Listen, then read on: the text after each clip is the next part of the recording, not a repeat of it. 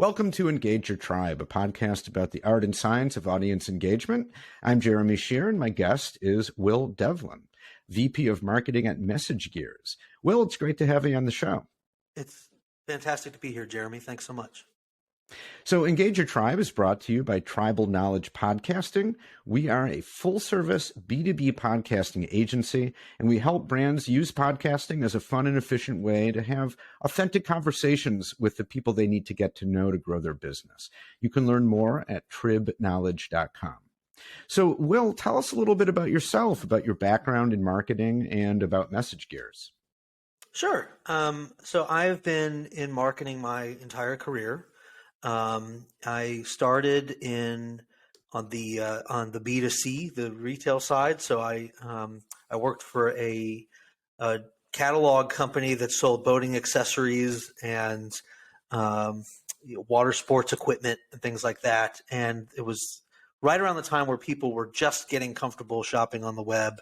And at the time that I joined, which was in the early, right at the turn of the century, there was the website's purpose and e-commerce's purpose was to really just drive people to call the call center and transact that way. So, that was maybe the first 2 years of my online marketing experience. And then obviously more and more people were comfortable transacting online, were comfortable. I don't know why it was weird to call somebody over the phone and give your credit card that way, or it wasn't weird to do that, but it was really weird to do it over the internet. But, times were different, I guess. So I worked there for about 9 years. So I really cut my teeth on that retail side. On the e-commerce side, how do you sell product? How do you market to different audiences through different digital channels? And how do you support the non-digital channels like stores and catalogs and things like that? I've been on the tech provider space now for a decade. I started working for an e-commerce company, moved on to their marketing team doing B2B marketing, and then I've been with MessageGears for 7.5 years. I was their founding marketing executive. We were 6 people when I joined, and MessageGears is a customer marketing platform. So we provide cross-channel campaign management and audience segmentation capabilities for really, really large brands. So if you get email messages from big brands like Chick-fil-A or Home Depot or Best Buy, or if you have their app and you get push notifications, MessageGears is the technology behind that. We've been growing quite a bit over the last few years. We've been growing steadily over the time I've been there, but the last couple of years through the pandemic, it's really accelerated as more companies focus on digital. So. Yeah. Very cool. Thanks for that overview. I remember too, back 20 some years ago, having conversations with people like, do you think people will ever make money on the internet? Yeah. And they're like, no way. There's no way people will never just give their credit card information and type it into a website. I mean, I remember those conversations and wondering like, yeah, I don't know. And it's amazing how quickly that all completely changed in just 20 short years. It was, it was always viewed as a secondary channel for those first few years. Right. And then it was a similar thing when, there was a lot of buzz around, we have to be mobile. We have to optimize around mobile. And it was like, but is it ever really going to be that big of a thing? And now it is the predominant way people interact with brands.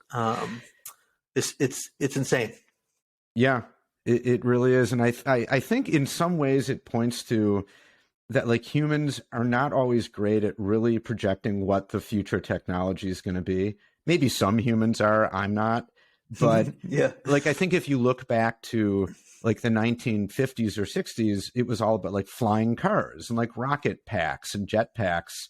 And that was like the vision of the future, right? If you look at a lot of movies from that era. And that didn't happen, right? Like we don't have flying cars, but I think it was because that was the age of like rocketry was the big thing. And so you project based on what you know, but you really can't. The technology changes in ways often that we're just not even thinking about at all. if you go ahead enough in time. You know what I mean? That's right. Yep. Yeah. Yeah. Anyway, okay, that's not actually what you're here to talk about, though. Even though it's interesting. So, what you are here to talk about is marketing. So, I know one of your biggest challenges is figuring out, when it comes to your prospects, who's in market and who's not in market. And so, first of all, explain what those terms mean, because that's terminology you used when we spoke a week or so ago. So for listeners who don't know, explain what those terms mean, and then also, what is your strategy for figuring out, who's in, who's out? So when we sell, our platform is not it's not a light sale, right? It's not like somebody can come to the website, like what they see, click a button, and then they're a MessageGears customer, right? It's a heavier process. We're likely, a brand is already using another email provider like Salesforce Marketing Cloud or Adobe, and email is generally a very big driver of revenue for their digital channels, or at least engagement that then leads to revenue. So it's a very highly considered purchase. It's a very pricey purchase for a digital team, this type of software. And so things require a little bit of investigation, because there are some people that are just going through the motions. They're using the technology they have, and they may be frustrated, but they may not know why they're frustrated. They may not know why they can't launch a certain type of program, or why they can't do things the way Starbucks does them, or whatever, right? And so there's a motion there, or a thought process there, of educating them on why they're not able to do those things. And this is, likely due to technology they have and limitations around that. And so it's a little bit more of like diagnosing a problem that you may or may not even be aware you have. That's a longer, that's a long cycle. It's because you're taking somebody just cold and trying to convince them, yeah, you have a problem and here's the solution for it. The in-market component is really, somebody's already come to the conclusion they have a problem. And so that is a shorter play, because I don't have to now convince you like, oh, you don't feel well because of this. You don't feel well, and you're seeking a solution for that. And we want, the job then is to make sure that MessageGears is on the list. And so the messaging and the tone and the motions around how we communicate with you differs between those two things, because again, one is trying to convince you of a problem. Don't you wish you could do these things? Don't you wish you could be like this brand? And another is, okay, you have a problem. We're the best solution for that problem. Yeah. It's hard to always know when somebody's in market. Not everybody just raises their hand and like, okay, I'm looking for new tech, and so we have to rely on signals from various sources. So there are some technology providers that give us some of that, right? So we can tell, okay, they're these companies are searching for these types of keywords, and so if they're searching for keywords that we would deem useful, in that, that seems like they're curious or they might be in market, it's a signal, right? That could put them in that bucket. If there's a lot of engagement on our website or with our content, either hosted content that we have or content that we have out on third-party sites, that's a signal, right? And we also have a really strong partner network with agencies and other tech providers, and there's intel there as well, right? There might be an agency that knows that a certain brand is looking for a change, or is feeling the pain, and we'll get that intel from them because we're tight with them. So there's different signals that we can piece together, and then it's just a matter of, okay, we either put them down this path or this path, and the messaging changes from there. Okay, very good. So so as you've mentioned a couple times, then the messaging, the content is different for prospects who are in market, those who are out of market. Makes sense. What's an example of what that looked like? Of what that looks like? How is the content different? I think an easy example would be for a retailer, for example, which is it. If you're not in market or we don't know that you're in market, we may be just providing some use case examples on here's best practices for how to effectively communicate with your customers or how to set yourself up for success in a digitally led environment, right? Like very high level educational. It's not pitching our product. It's really just planting ideas in your head of like, you want to be like this. Here's how you can be like this. And so the content there is very much, here's the best way to walk through a customer's journey that bounces between your website and your in-store. And here's how to hit them up at the right time to come back and make a purchase if they didn't do so, or give them a coupon to entice them to finish the job, or whatever the case may be, right? So the content's a little bit more educational in nature. When we know that you're in market, it becomes a little bit less around that, again, because you already kind of know that you want to do those things or that you can't do those things as well as you want to. And it becomes a little bit more about, hey, we exist and we help you do those things better than anybody else. So we have specific product demos that we can show you how to do those things that we can send out. We have case studies of how we've helped other brands accomplish those types of things.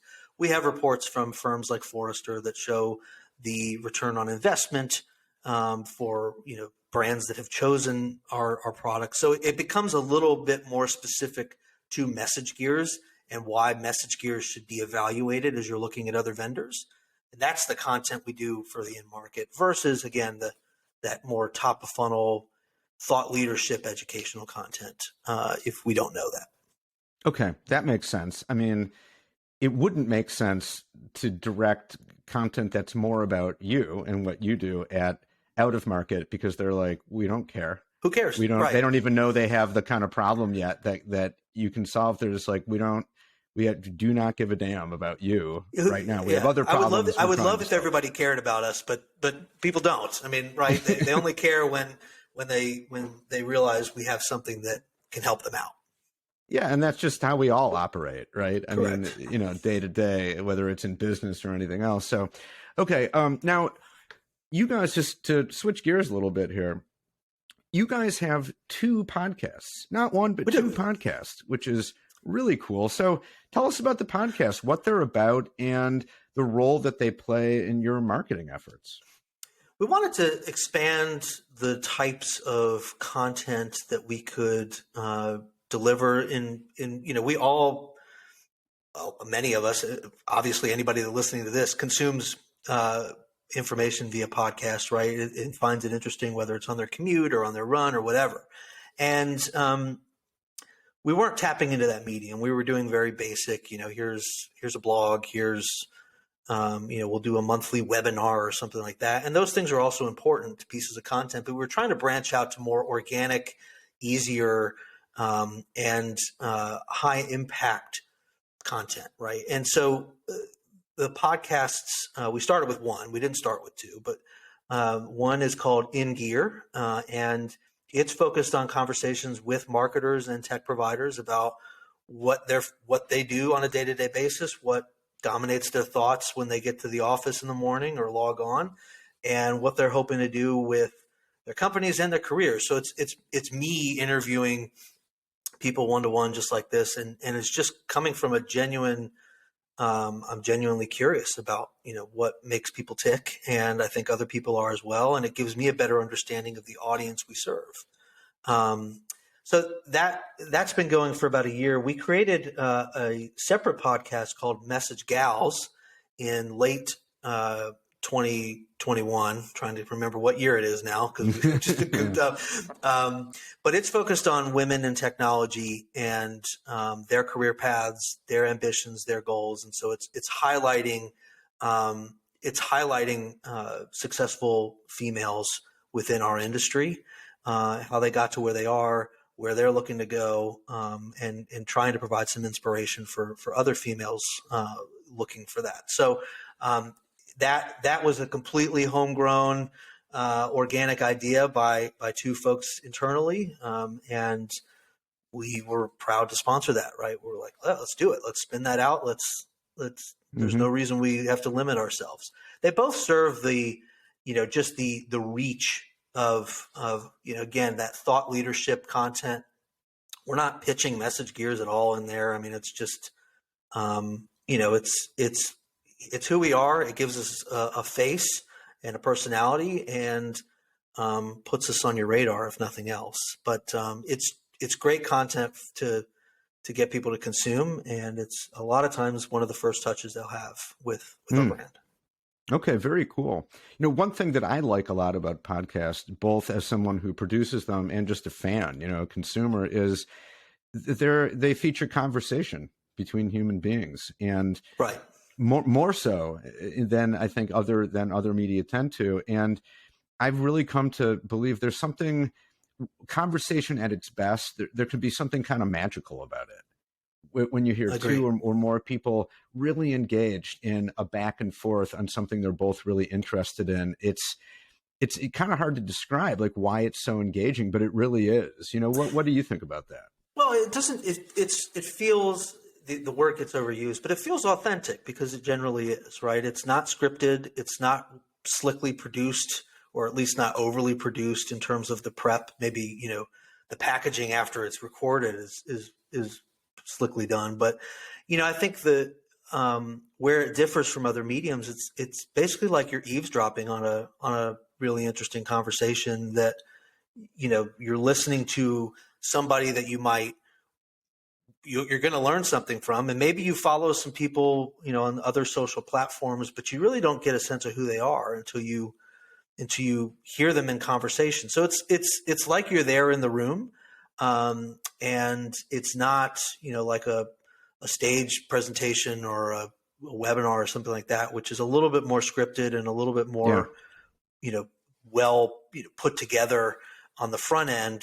It's just more authentic, and I think that's why it's successful. Yeah, good point. I was having a similar conversation the other day on the same topic. What is it about a conversation that's interesting to eavesdrop on, like you put it? And this person made I thought, an interesting point that because it's not scripted and it's kind of spontaneous, even though there's a little bit of preparation, you don't exactly know where it's going to go, and it really could go anywhere. And that's true for the guest and the host. I mean, even as we're doing this, like, we don't know exactly what we're about to say. So there's kind of an inherent drama to it a little bit. Even if you're not talking about something that's dramatic or having a dramatic conversation, there's something kind of like watching like a live sporting event or something. Like, you're not really sure what's about to happen. Anything could happen. And that's part of what's cool about, about engaging with it. Agree. Yeah. Yeah. My daughter could come bursting through the door right now. Anything could happen. So yeah, I agree. Yeah, and the best conversations can go off in interesting tangents. And I find, in my experience, that tends to happen, especially when you've actually planned pretty well and you kind of know what you think you're going to talk about. And then that just sparks all kinds of ideas. And, two people who are engaged can take a conversation in all kinds of interesting places, which tends to happen when you really get into it and creates great content. I agree. Yeah. So, okay, well, let's switch gears once again. I'm not sure what gear we're in now, but in any case, a few quick questions to wrap things up. What's been your main focus so far in Q1? I've setting our company up for success for this year and next year. Our team has been growing. We grew about 73% as a company last year in revenue. So it was a big year for us. And so we have aggressive goals again this year. We feel like we can continue to capitalize on this demand for getting that digital transformation complete in a lot of organizations. With that, we've been scaling, and my team has been growing a lot. So I've got so many new folks on my team, and in leadership positions and in, in the trenches, and getting them all on the same page, having a plan for them and motivating them, and making sure that they all know which direction we should be going and they all have the right tools to do that it dominates my focus. People, people need to be happy. And so, it's not just about executing, and, finding talented people. It's about finding talented people and keeping them motivated and keeping them happy and having a plan for their career growth. And, I think more so than ever, the power is in an employee's hands. They could, people are up and leaving and going to better, greener pastures left and right. So, providing an environment where they can thrive and they feel like, look, I'm going to go to bat for you and let's do some great work, is what it just dominates my thoughts. So, yeah, awesome. That's a ton of work right there, but a great challenge to have, right? A good position to be in. A fun challenge as well. Yes. Yeah, for sure. So, okay. So what are the top 3 KPIs that your boss is keeping an eye on? I'll answer this in 2 ways. I think I have, if you're looking at what I'm held accountable and what, our CEO is looking at me and my team about, it's pipeline growth. It's new potential revenue. It's, the cost to get those customers acquired, and it's the speed in which we can get them on board. Our sales cycles are so long that it's assumed that any new opportunities that we drive from a sales or from a marketing standpoint after July 1st are probably going to be 2023 revenue, because that's how long our sales cycles are. It's not always the case, but in general, that's what we plan on. How can we speed that up? How can we shorten that? I think for the business, our CEO and our executive team is focused on retention, revenue growth, and employee satisfaction. So I think, there's things that I'm held accountable because I'm in charge of marketing, but I think there's, we care about employee and customer retention greatly. We care about revenue growth because we're a business, and we care again about the culture we're building and providing a great place for people to be. We were voted by our employees the #1 place to work in Atlanta last year, and it was just a great honor because it felt like the culmination of so much purposeful work in culture that we've put in place. So it continues to dominate our CEO's thoughts. As it should. And lastly, and you might have already answered this when you talked about team building and getting all these new people in place and building the culture, but what do you and your team hope to accomplish throughout the rest of 2022? I try to keep people, I have it on my whiteboard in the other room, and I try to keep my team focused on, marketing is in charge and controls three things: awareness, influence, and demand. We have to make sure people are aware that we exist as a company. And there's a lot of content vehicles that we can do to do that. Influence, which is getting people to see our point of view, establish credibility, help somebody understand they're feeling a certain pain and they need to get it taken care of. And then obviously demand, which is demand in what we provide, our services and our software. So those are the 3 things that if our team is focused on and we're executing and we're trying to get more people aware of us, trying to expand our influence and trying to create more demand, if we do all 3 of those things, we're going to have a successful year. So that's what I keep them focused on. Okay, awesome. Well, Will, thank you so much for sharing that, for sharing all of these great insights. Really enjoyed it. Thanks for your time and thanks for being on the show. Thanks so much for having me, Jeremy. It was a pleasure.